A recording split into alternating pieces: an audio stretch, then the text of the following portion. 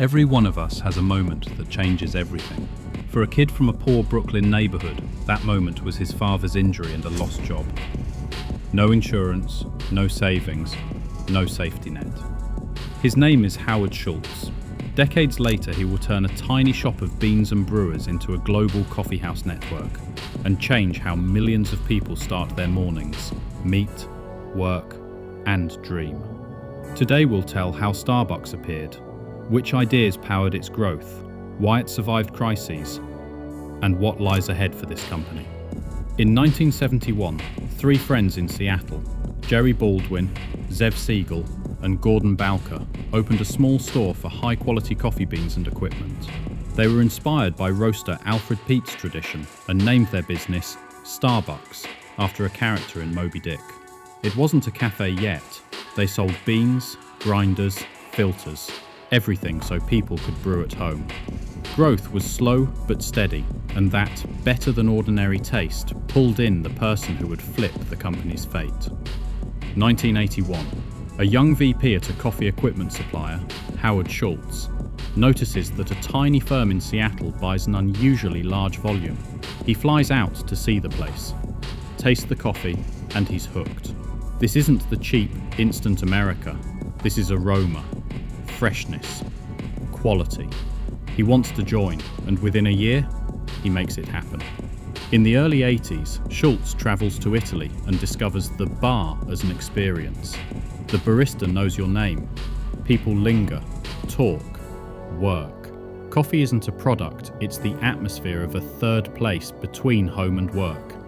He returns with the idea of brewing and serving on site, but the founders say no. We're retail, not a cafe. Schultz leaves, creates Il Giornale, small Italian-style bars. 2 years later, fate turns. The original owners are ready to sell Starbucks.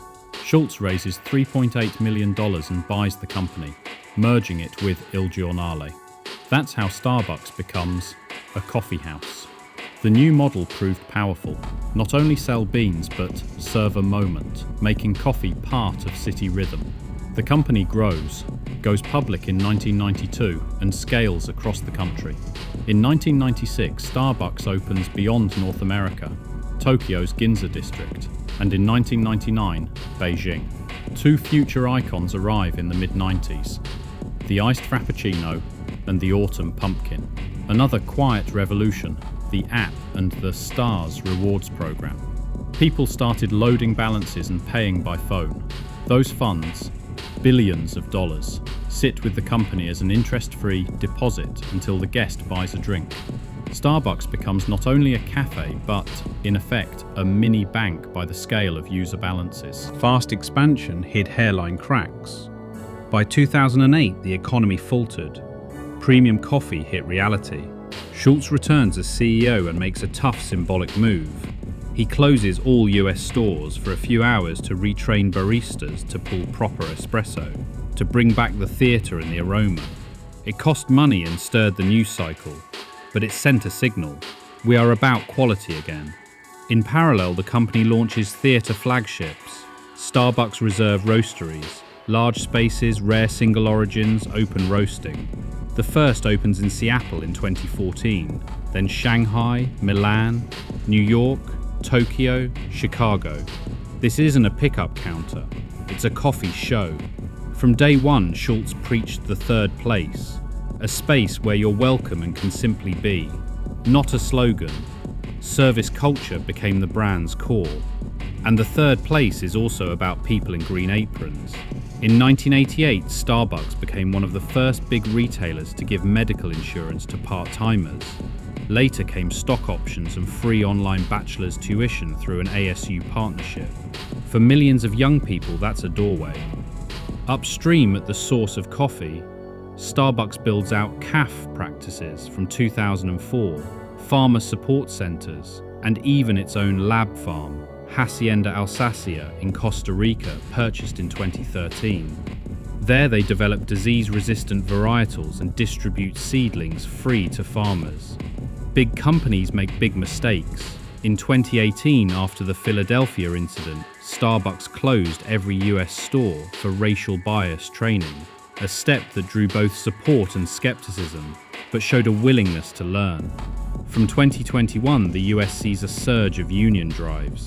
Dozens and then hundreds of stores vote for representation, followed by complex legal battles and Senate hearings. It's a tough, painful process for the brand. Through 2025, it evolves into a push for a roadmap with the union for contracts and dispute resolution. The story is ongoing, and it's part of the company's coming of age. The first market outside the US, Japan, August 1996, Tokyo, Ginza, lines around the block, the third place fits urban culture. 3 years later, Beijing. Today, China is Starbucks' second largest market and its most competitive. Local chains scale at lightning speed, play with price and speed. For Starbucks, it's a flexibility exam. Local tastes, Tier 2-3 cities, new formats. By the end of Q3 2025, Starbucks operates 41,097 stores globally. The US has 17,230, China 7,828. The scale is impressive, but each cup is still handed by a specific barista to a specific person by name. That's the real test of the third place. Starbucks has an unusual financial engine: app top-ups and gift cards. Holiday gift cards alone in the US can concentrate north of $1.5 billion of idle value, an enormous free cushion for working capital. In 2023, gift card liabilities were roughly $1.8 billion, more than the deposits of most small banks. Another phenomenon, the Frappuccino effect. Zillow noted that homes within a quarter mile of a Starbucks appreciated much faster between 1997 and 2014 than the US average. Economists debate causality. Does Starbucks follow rising neighborhoods or help catalyze them? Either way, Starbucks often signals an up-and-coming zip code. Strip everything away, and the essence of Starbucks is experience. Coffee is the excuse. People come for a sense of place, for a small, controllable ritual in an unpredictable day. The brand's future rests on 3 pillars. Experience. Roasteries, rare lots, theatrical service. Technology. Mobile order, personalization, smart queue logistics. Responsibility. Pharma programs, sustainability. Honest dialogue with employees and society. The story of Schultz is a story of persistence. The story of Starbucks is a story of how a habit becomes culture. Tastes change, but one principle outlasts decades. Make a person feel like a welcomed guest